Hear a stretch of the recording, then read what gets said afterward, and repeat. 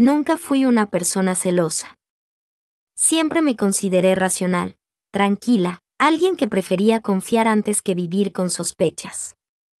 Daniel era, o al menos parecía ser, un hombre estable, trabajador y cariñoso. Nos conocimos en una reunión de amigos hace 7 años, y desde entonces fuimos inseparables. 2 años después, decidimos irnos a vivir juntos. Nuestro apartamento era pequeño, pero tenía algo de hogar, las plantas que yo cuidaba en el balcón, las tazas desiguales que coleccionábamos, las fotos de viajes que adornaban las paredes. Llevábamos una vida normal, de esas que parecen sacadas de una rutina perfecta. Daniel era ingeniero civil y trabajaba para una empresa de construcción. Yo soy contadora, así que ambos pasábamos gran parte del día ocupados. Las noches eran nuestro momento, cenábamos juntos, veíamos alguna serie y hablábamos sobre el futuro. Planeábamos casarnos algún día, cuando estuviéramos más estables económicamente. Por eso, cuando las primeras señales aparecieron, las ignoré. Me parecía absurdo dudar de alguien con quien había compartido tanto. Pero los pequeños detalles comenzaron a acumularse. Empezó llegando tarde. Primero 1 o 2 veces por semana, luego casi a diario. Siempre tenía una excusa lista, un cliente que lo había retenido, tráfico, reuniones inesperadas. No me preocupé demasiado hasta que empezó a apagar su celular durante horas. Decía que la batería se le moría o que no tenía señal en ciertas zonas. Y aunque algo en mi interior no cuadraba, seguí creyéndole. Las cosas cambiaron definitivamente una noche de viernes. Daniel se había quedado trabajando, y yo estaba viendo una película cuando sonó su celular. Vibró varias veces sobre la mesa.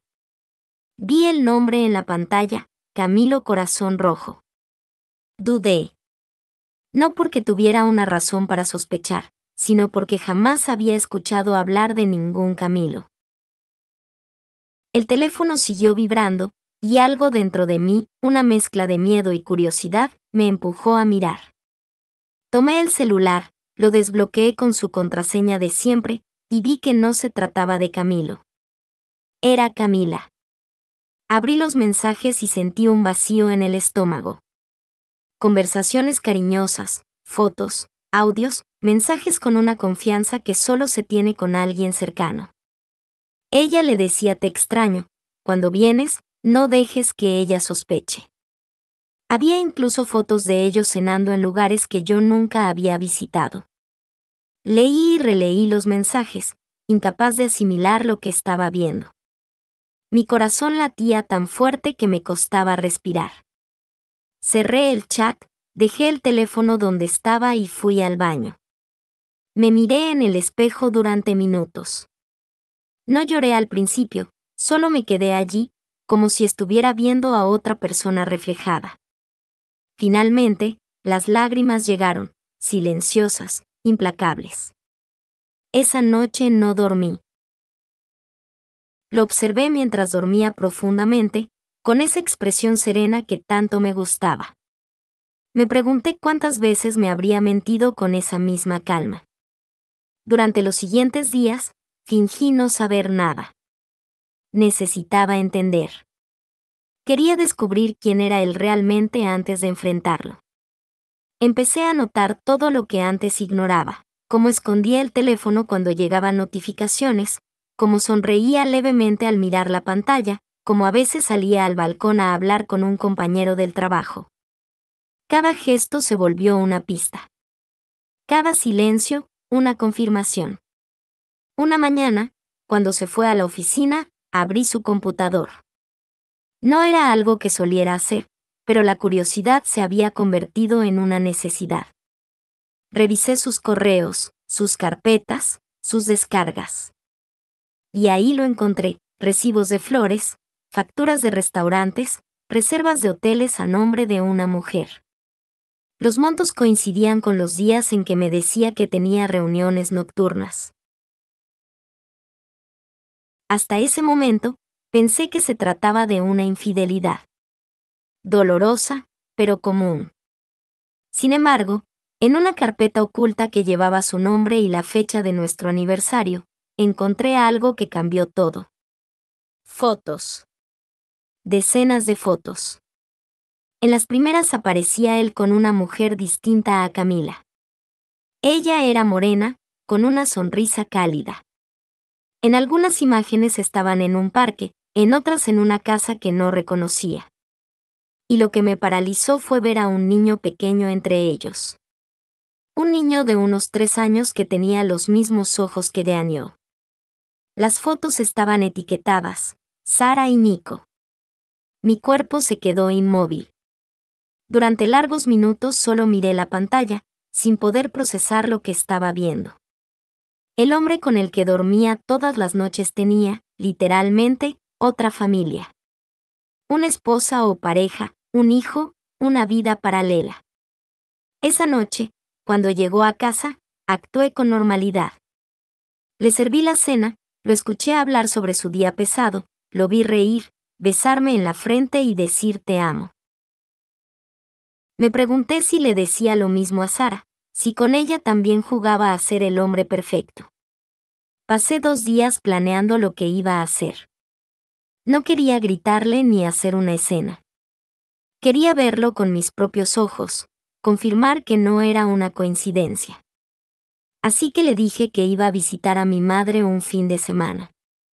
Preparé una pequeña maleta, salí temprano, y en lugar de viajar, fui al barrio donde, según una factura de servicios, vivía esa mujer.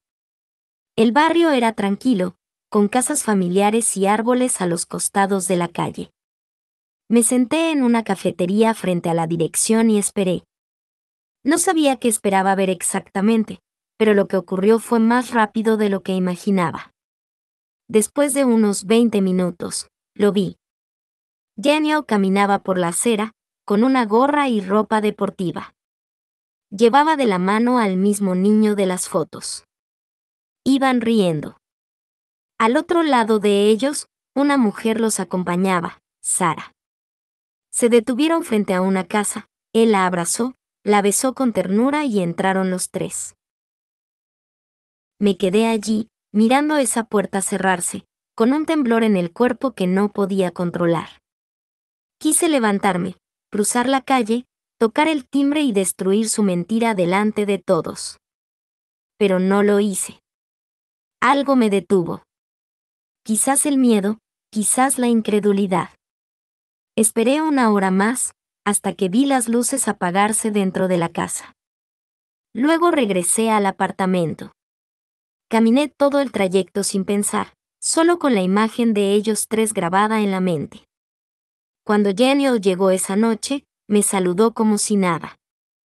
Tenía una bolsa de comida china y una sonrisa ensayada. ¿Cómo estuvo el viaje, amor? Me preguntó.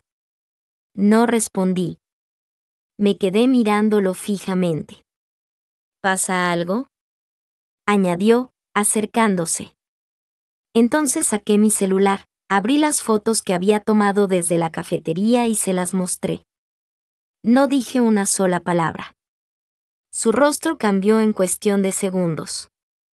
Primero sorpresa, luego miedo, luego una expresión que nunca antes le había visto, derrota. El silencio se volvió insoportable. Y en ese instante, supe que todo lo que había creído sobre nuestra vida, sobre él, era una mentira. Su rostro cambió por completo al ver las fotos en mi celular. Pasó del desconcierto al miedo, y del miedo a una expresión que jamás había visto en él, culpa. El tipo de culpa que se siente cuando ya no queda espacio para las mentiras. Puedo explicarlo, fue lo único que alcanzó a decir. Su voz temblaba. Se frotaba las manos, evitaba mirarme directamente. ¿Explicar qué, Daniel?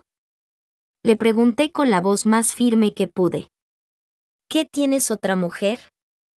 ¿Que ese niño es tu hijo? No dijo una palabra. Bajó la mirada y respiró hondo. El silencio entre nosotros se volvió insoportable. Pude escuchar incluso el tic-tac del reloj de la sala, marcando el ritmo de lo que quedaba de nuestra vida juntos. Solo quiero que me digas la verdad, continué. Toda la verdad. Él levantó la cabeza lentamente. Su mirada estaba vacía, derrotada. No quería que te enteraras así, susurró. No era lo que planeé. Me quedé mirándolo, esperando. No pensaba ayudarlo a justificarse. Tenía que hablar, y lo sabía. Sara y yo nos conocimos hace años, mucho antes de ti, comenzó. Éramos novios desde la universidad. Cuando ella quedó embarazada, sentí que debía hacerme cargo. Pero ya no la amaba. Y justo cuando las cosas entre nosotros estaban mal, apareciste tú. Guardó silencio un instante. Yo no parpadeaba. Pensé en dejarla, en empezar de nuevo contigo. Pero no podía abandonar a mi hijo.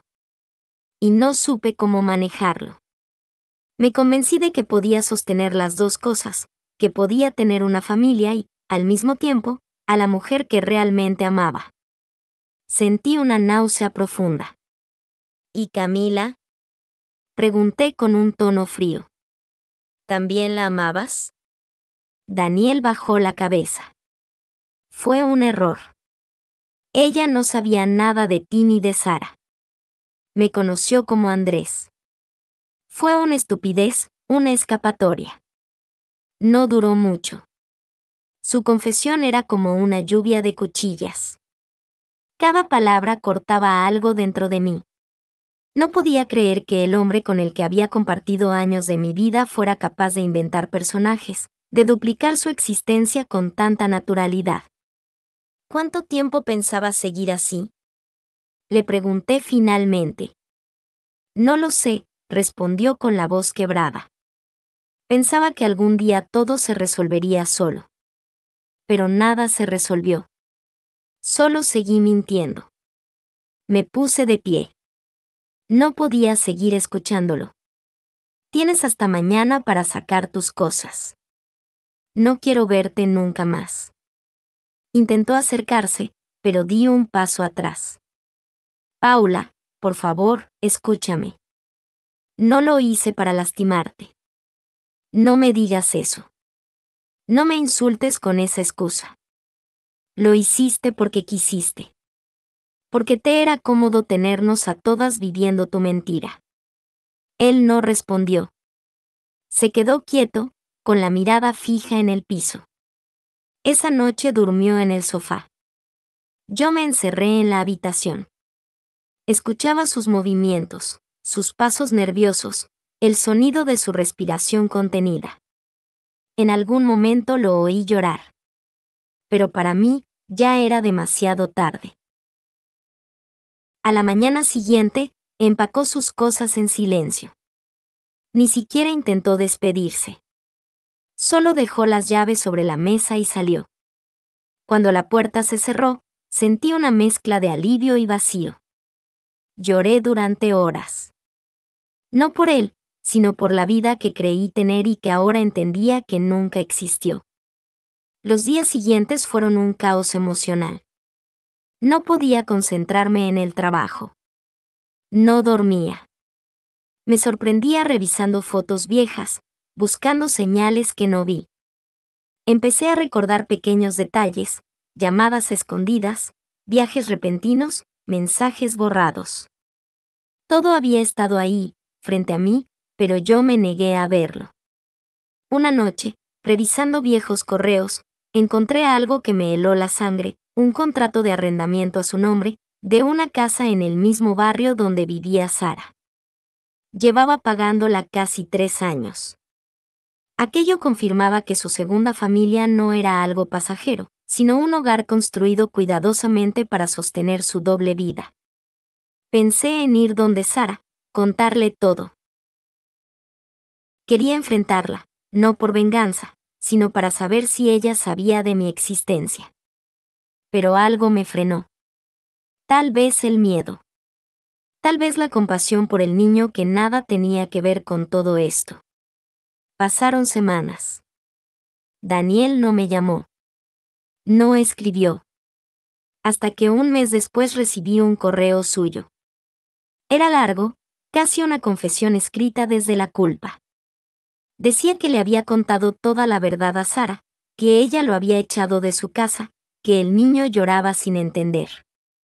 Decía que se había mudado a otra ciudad por trabajo, que no tenía a nadie más, que no esperaba perdón. Leí ese correo varias veces, sin responder. No sentí alivio ni tristeza. Solo una especie de cansancio absoluto. Decidí vender parte de las cosas del apartamento, cambiar de barrio y empezar de nuevo. No quería seguir viviendo entre recuerdos. Me mudé a un pequeño lugar cerca de mi trabajo. Empecé terapia, retomé mi vida social, intenté reconstruirme desde cero. Un día, meses después, mientras salía de la oficina, recibí una llamada de un número desconocido. ¿Eres Paula?, dijo una voz femenina. Sí, ¿quién habla? Soy Sara. Sentí el corazón acelerarse. No entendía cómo había conseguido mi número. Me explicó que había encontrado mis datos entre los correos de Daniel y que necesitaba hablar conmigo. Dudé, pero acepté. Nos encontramos en una cafetería del centro.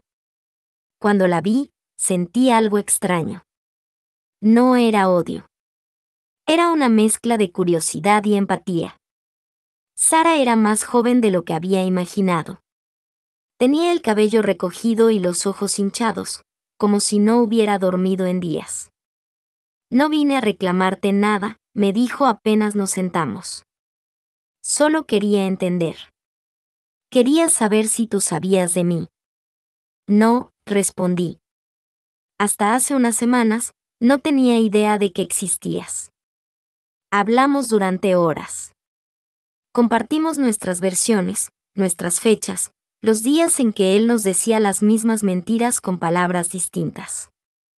Nos dimos cuenta de que había logrado construir una sincronía perfecta entre ambas vidas. A veces dormía conmigo, y al día siguiente estaba celebrando el cumpleaños de su hijo. Sara me contó que Daniel le había dicho que yo era su jefa. Que incluso le había mostrado fotos nuestras diciendo que eran de eventos de trabajo. Cuando escuché eso, me reí. No de felicidad, sino de la absurda capacidad que él tenía para inventar. Al final, Sara me dijo algo que se me quedó grabado. Él construyó su vida como si fuera una obra, planos, estructuras, cimientos. Pero lo hizo con materiales podridos. Y todo se le vino abajo. Nos quedamos en silencio unos segundos. Luego me tomó de la mano. Ninguna de las dos merecía esto. Pero al menos ahora sabemos la verdad. Nos despedimos con un abrazo.